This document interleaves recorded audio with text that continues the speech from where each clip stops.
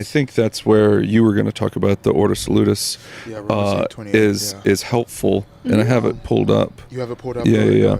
So it says, for those whom he foreknew, Romans 8:29. I could go back to 28. Yeah, start at 28. Yeah. And we know that God causes all things to work together for good to those who love God, to those who are called according to his purpose.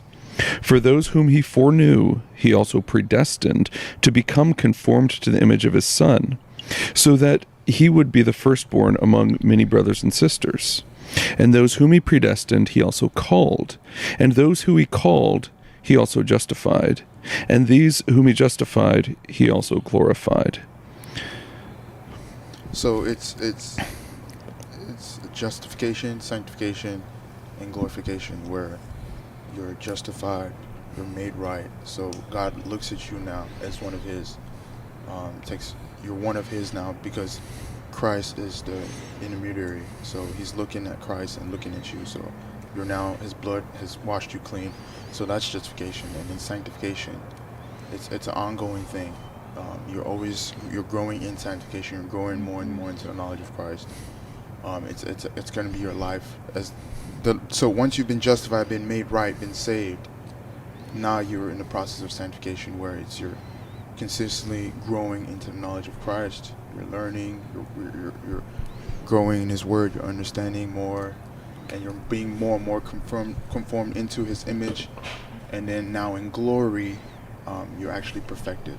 Yeah, that's kind of the whole Christian life. Yeah. Like even before then, you'd have like regeneration, and then I guess you're given faith.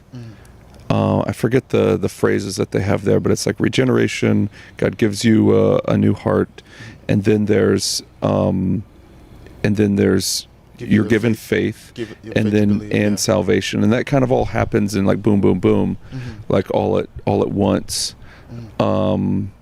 So to speak. I don't know if that there's a time period between those, but the order would be God has to regenerate your heart, give you a new heart, like what it says here, because it says here that whom he predestined he called.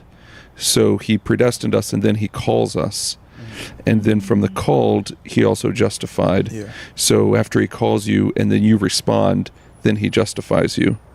So but it's a boom, boom, boom from if he's predestined you, then he's called you. If he's called you, then he's justified you. If he justifies you, then he glorifies you.